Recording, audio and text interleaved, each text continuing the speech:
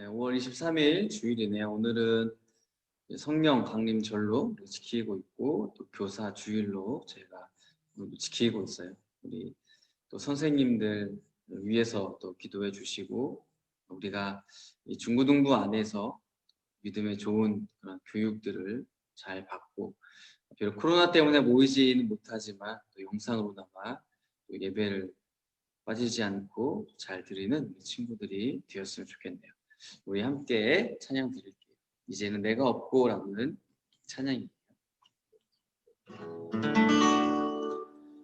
이제는 내가 없고 오직 예수님만 내 안에 살아계신 오직 예수님만 찬양하며 살리라 예배하며 살리라 내 안에 계시는 예수님만 주님은 나의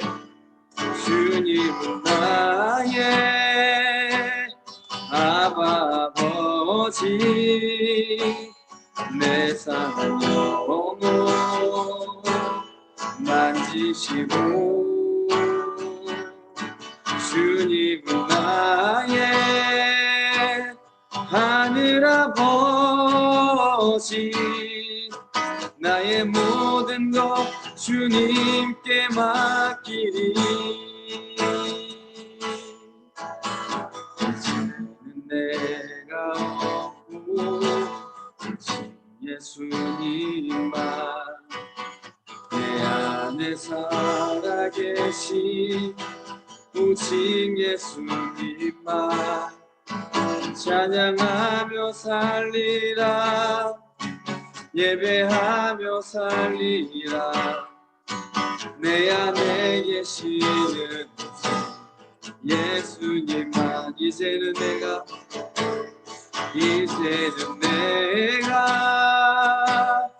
주님과 함께 십자가 위에 죽었으니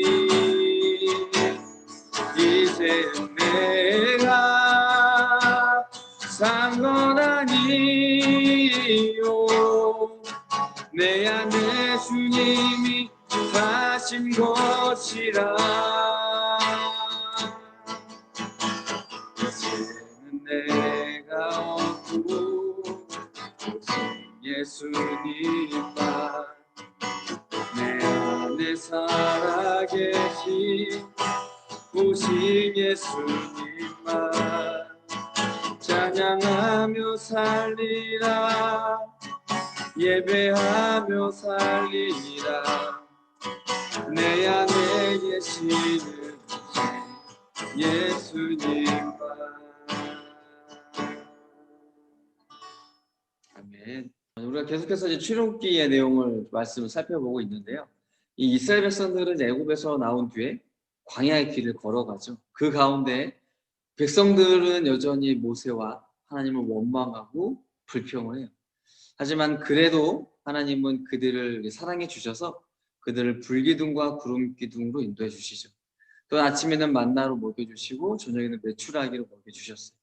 그리고 마실 물이 없을 때는 이 반석을 통해서 마실 물을 주셨고 또 물이 써서 못 마실 때에는 물을 달게 해주셔서 백성들이 마시도록 해주셨어요.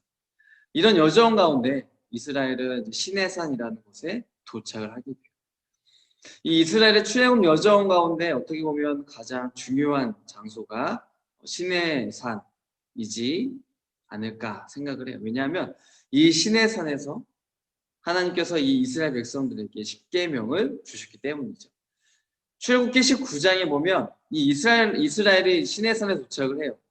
그리고 하나님께서 모세를 이제 산으로 올라오도록 해요. 그 이유가 뭐예요? 이제 이스라엘은 하나님께서 선택하신 백성이 되었어요. 그렇기 때문에 이스라엘은 이제 자기들 마음대로 살아가면 안 된다는 거죠.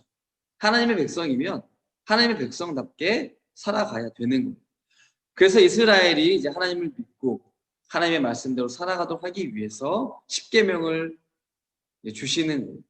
그래서 모세만 따로 시내산에 올라오도록 하신 거죠. 이제 나중에 보면 알겠지만 하나님께서는 이스라엘에게 십계명을 주셨고 뿐만 아니라 이스라엘이 지켜야 되는 또 법도와 율례에 대해서 그들이 살아갈 때의 그런 규칙들, 질서들에 대해서 하나님이 또 많은 말씀들을 또 모세를 통해서 해주시는 거죠. 그 중에 이제 대표되는 계명이 십계명이다라는 것을 좀 알아두면 좋을 것 같아요. 그리고 이제 모세가 시내산에서 십계명을 이제 받으러 올라가고 그 기간이 어느 정도 걸리냐면 이제 40일 동안 모세가 시내산에 있게 되는 거예요. 그 기간 동안의 백성들은 이제 산 밑에서 모세를 기다려야 되는 거죠. 자, 그런데 하루 이틀은 이제 백성들이 기다렸는데 이게 일주일이 지나고 열흘이 지나면서 이 백성들은 점점 그 마음에 불안하고 두렵고 초조해지는 거예요. 왜 백성들이 이렇게 되었을까? 세 가지 정도로 볼 수 있을 것 같아요. 첫 번째는 아직 애굽을 완전히 버리지 못했어요. 이스라엘은 430년 동안이나 애굽의 노예로 있었어요. 그러다가 애굽에서 나온 지 이제 한 3달 정도밖에 지나지 않은 거거든요. 그러다 보니까 자신들 애굽에서 인도해내었던 모세가 이제 눈에 안 보이게 되는 거죠. 그러자 다시 그들 생각에 떠올리게 되는 게 무엇이에요? 애굽이라는 나라를 떠올리게 됩니다.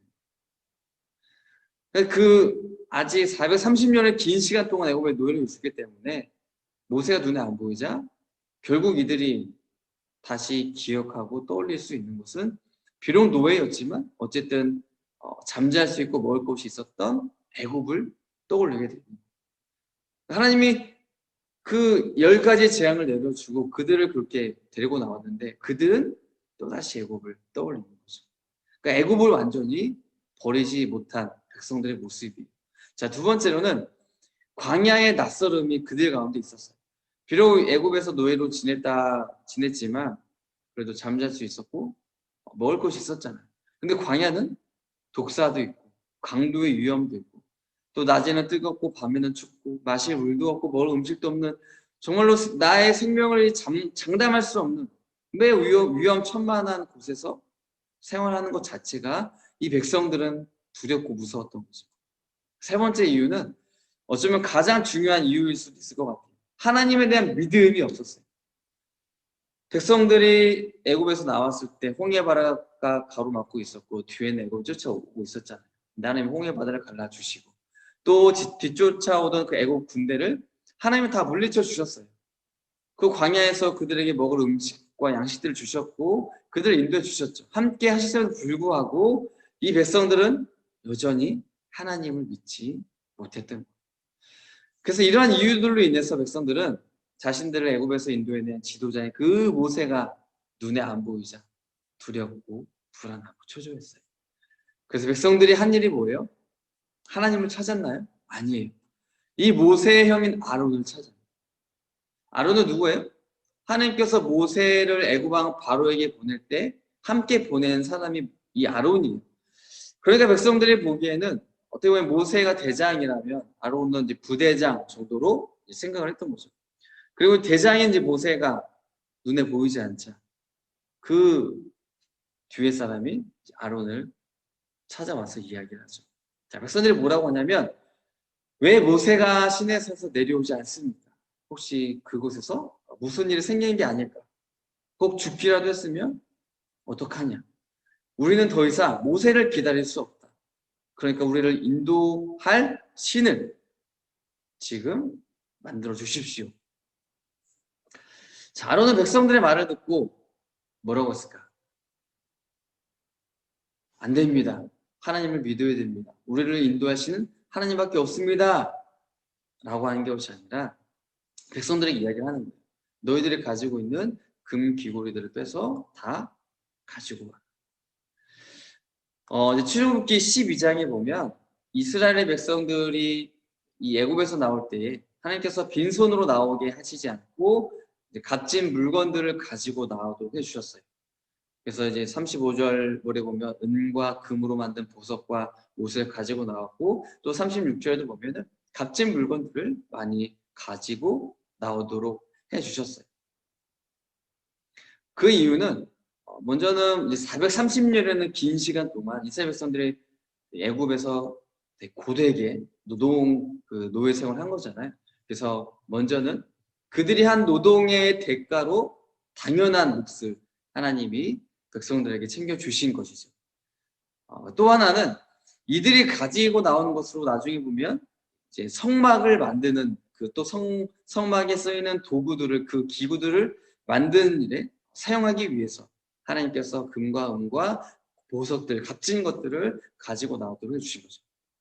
그래서 이스라엘이 이 애굽에서 가지고 나온 이 금과 은, 보석, 이 값진 것들은 결국에는 하나님께서 하나님의 일을 하기 위해서, 그리고 이스라엘에게 이제 은혜로 주신 것들이라고 볼 수가 있는 거죠. 자, 그런데 아론은 하나님께서 주신 것을 가지고, 그리고 하나님의 성막을 위해서 쓰여질 것을 가지고 지금 무엇을 만들고 있을까?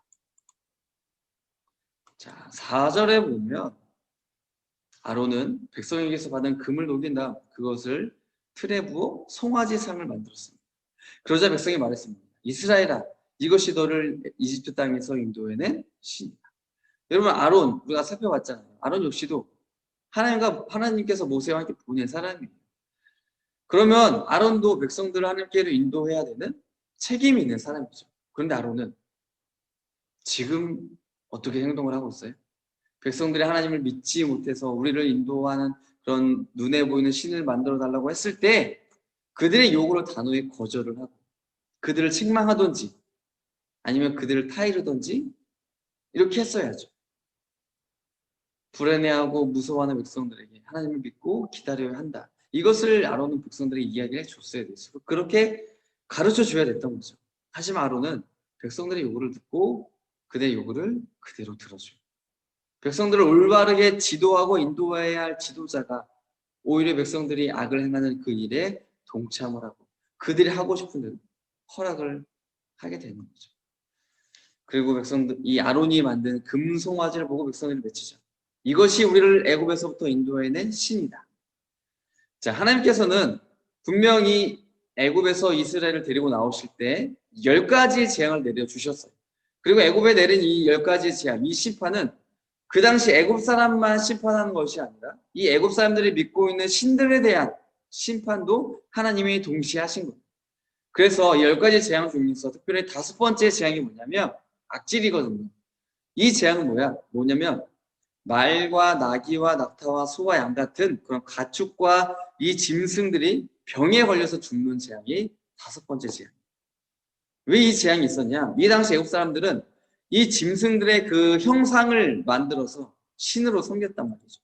그래서 하나님께서 애국 사람들의 신으로 만드는 그 짐승들을 죽임으로써 가축과 짐승은 신이 아니다. 그것을 알게 하기 위해서 이 가축과 짐승에 대한 심판. 애굽 사람들이 믿고 따르는 그런 거짓 신들에 대한 심판을 하나님이 주신 거죠. 자, 그런데 아론은 하나님이 심판한 그 거짓 신, 그 짐승, 가축을 지금 다시 만들어내요. 심지어는 5절에 보면 아론은 이 금송아지 상 앞에다가 무엇을 쌓았냐면 제단을 쌓았어요. 5절에 보면 아론은 그 모습을 보고 송아지 상 앞에 제단을 쌓았습니다. 그런 다음에 아론이 선언했습니다. 내일 여호와를 위한 절기를 지키겠다. 여러분, 지금 하나님이 어디 있어요? 하나님이 없잖아요. 지금 우상, 이 금송아지를 만들어 놓고 하나님을 위한 절기를 지키겠다. 말이 안 되는 얘기죠. 제단은 하나님께 쌓는 거예요. 하나님을 예배하는 것이 제단이에요. 그런데 아론은 이 우상의 금송아지를 만들었을 뿐만 아니라 이 우상을 예배하는 제단까지 만든 거예요. 이것은 백성들로 하여금 하나님이 아니라 우상을 섬기도록 부추겼을 뿐만 아니라 그들의 마음까지도 이제는 하나님에게서 우상으로 돌리는 그런 악한 행동을 아론이 하게 되는 거죠. 자, 그 결과 백성들은 6절에 보면 이튿날 아침 백성은 일찍 일어났습니다. 그들은 번제와 화목제를 드렸습니다. 백성은 앉아서 먹고 마시다가 일어나서 마음껏 즐기며 놀았습니다. 백성들 아론이 만든 제단에서 아론이 만든 그 금송아지 앞에서 절을 하고 제사를 드리고 그렇게 축제를 벌인 거죠.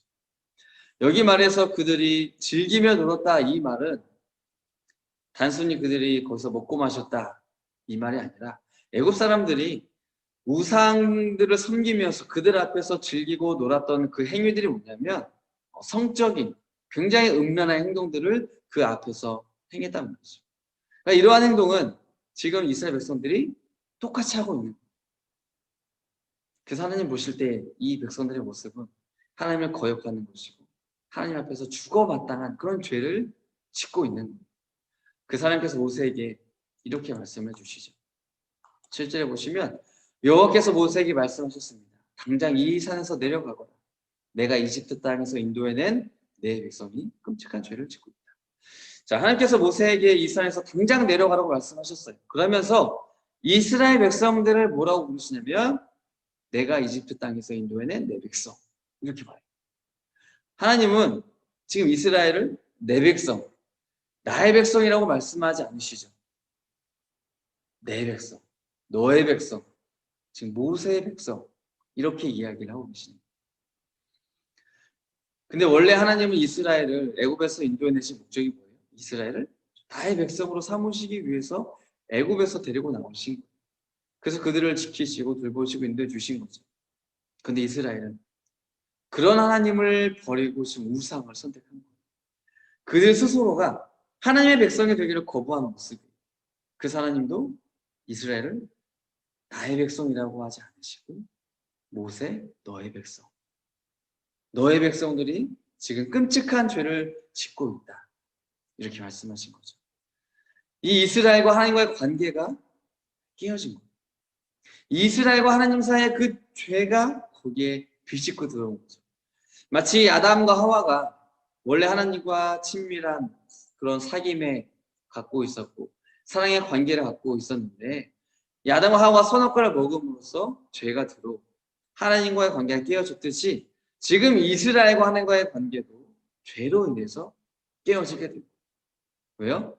하나님은 거룩하신데 지금 이스라엘은 하나님의 거룩하심을 나타내지 못했죠. 그래서 하나님은 이스라엘은 이제 다 멸망시키겠다라고 말씀해 주세요. 그만큼 하나님이 죄를 싫어하시는 거죠. 하지만 하나님 또 뭐라고 말씀해 주시냐면 내가 이 백성을 다 멸망시키지만 모세 너 한 사람은 내가 남겨두어서 다시 모세를 통해서 큰 민족을 이루시겠다 이렇게 말씀하시는 거예요. 이것은 하나님은 단순히 이스라엘을 싫어해서가 아니에요. 하나님은 그들이 지은 죄, 이 죄를 미워하시고 싫어하시기 때문에 이 땅에서 이스라엘과 함께 이 죄를 없애버리신다는 말씀입니다. 이때 모세가 하나님께 말씀을 하죠.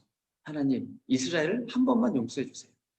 하나님께서 친히 그들을 애굽에서 인도해 내시지 않으셨습니까?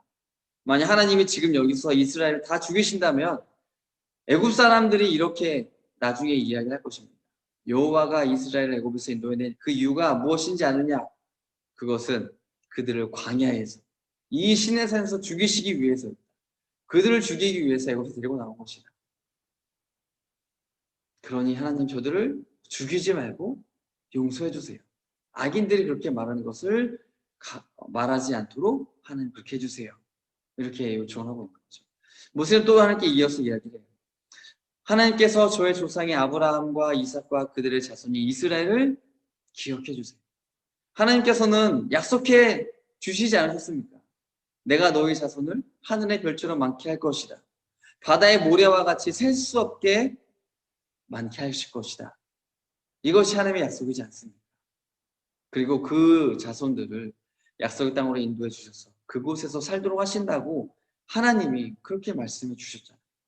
근데 하나님이 지금 여기서 죽이면 하나님 어떡합니까?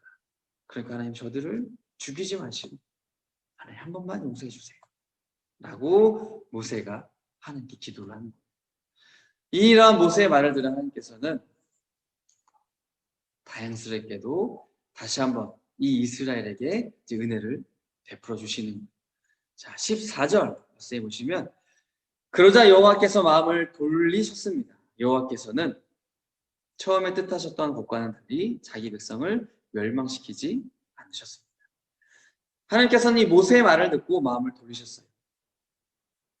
그래서 이스라엘은 이 모세 덕분에 그들의 생명을 보존할 수가 있었던 거죠. 그리고 이제 모세가 이 백성들에게 가는 거예요. 그리고 금송아지를 불로 녹인 다음에 그것을 그 금을 갈아서 가루로 만들고 그 금가루에 물을 넣어서 백성들이 마시도록 했어요. 그리고 모세는 여호와를 따르기로 작정한 이 레위 집안의 사람들을 데리고 그날 이 이스라엘 백성 중에서 3,000명 가량의 사람들을 죽이도록 했어요. 왜 이런 일이 일어났느냐? 이 죄라는 것은 그에 대한 책임이 따른다는 거예요. 물론 회개하면 하나님이 용서해 주시죠. 하지만 그 죄로 인해서 나타난 결과에 대해서는 스스로 책임을 져야 돼요. 백성들은 나의 부모, 형제, 자녀가 3,000명이 죽는 것을 통해서 하나님께 범한 죄에 대한 책임을 지게 되었던 거죠. 우리가 오해하지 말 것이 있어요. 하나님은 뭐 살인을 즐기시는 분이다. 이 말이 아니에요. 그러니까 이스라엘 백성들을 죽인 것은 하나님이 죽이신 게 아니에요.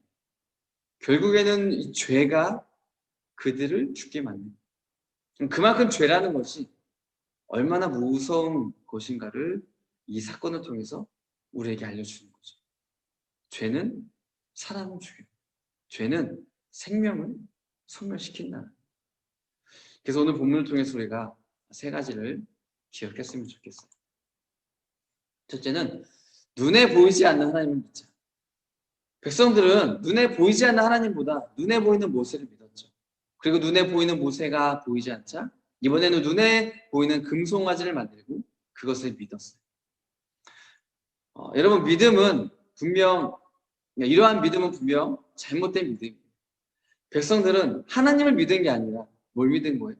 단지 내 눈에 보이는 능력 있는 사람, 능력 있어 보이는 우상을 믿은 거죠. 눈에 보이지 않는 하나님을 믿는다는 것은 그만큼 어려운 일이에요. 사람은 누구나 자신이 경험한 것을 증명될 수 있는 것, 자신이 경험한 것, 또 증명될 수 있는 것, 또 눈에 보이는 것, 이러한 것들을 믿으려고 하죠. 하지만 하나님은 오늘 이 사건을 통해서 우리에게 말씀해 주세요. 하나님은 눈으로 볼 수 있는 존재가 아니시다. 눈을 볼 수 없는 분이 하나님이시다. 자, 그렇기 때문에 눈에 보이는 다른 종교보다, 우상들보다, 사람들보다 그들을 믿지 말고 눈에 보이지 않지만 살아계신 하나님을 믿으라는 거예요. 왜요? 살아계시기 때문에 이 백성들과 함께 하시고 그들을 돌보시고 지키시고 인도해 주셨잖아요. 하나님은 살아계셔서 우리가 믿을 유일한 대상이 되신다. 이 사실을 우리가 분명히 알았으면 좋겠어요.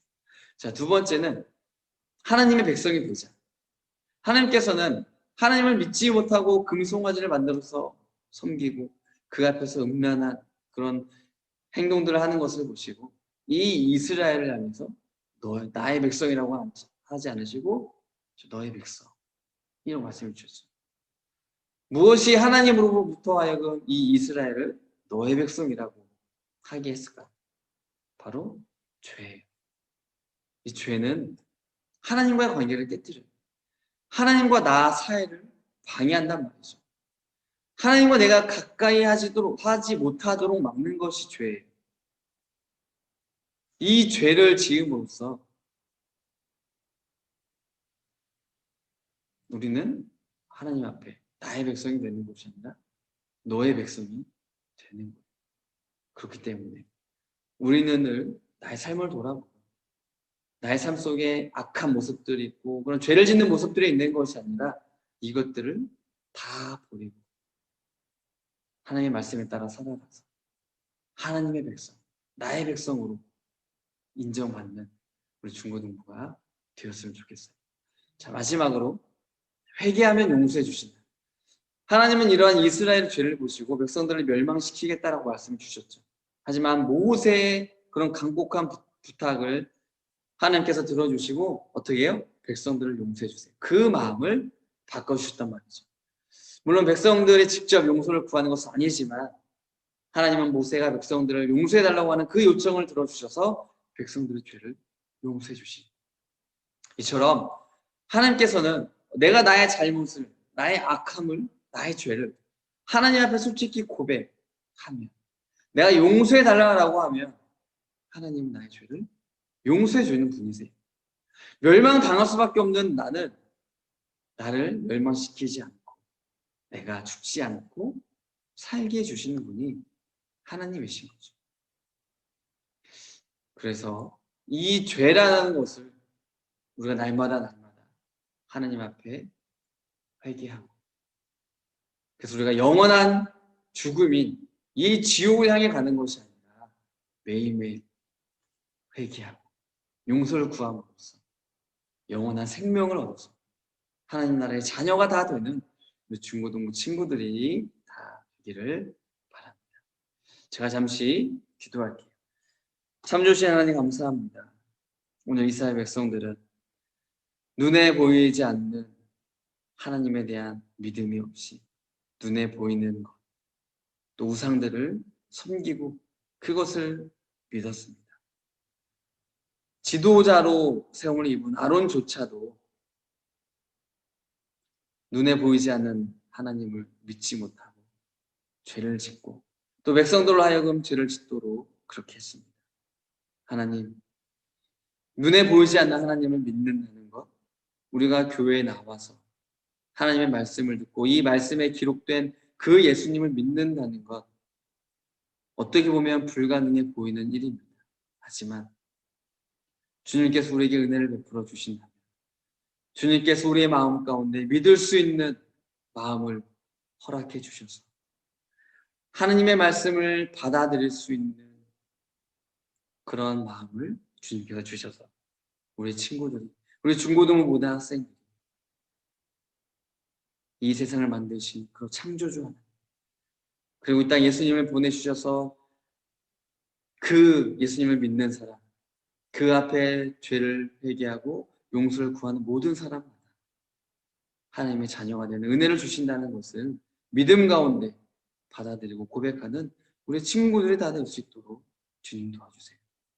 그래서 우리 안에 이제 더 이상 죄가 있는 것이 아니라, 설사 내가 죄를 짓고 악을 행하다 할지라도 그 즉시 하나님 앞에 회개하고 용서함을 구함으로써 나의 백성, 하나님의 백성, 하나님의 자녀로 인정받고 그 안에서 감사하며 또 은혜를 누리며 살아갈 수 있는 우리 모든 중고등부가 다 될 수 있도록 주님 함께 해주세요. 감사하며 예수님의 이름으로 기도드립니다. 아멘.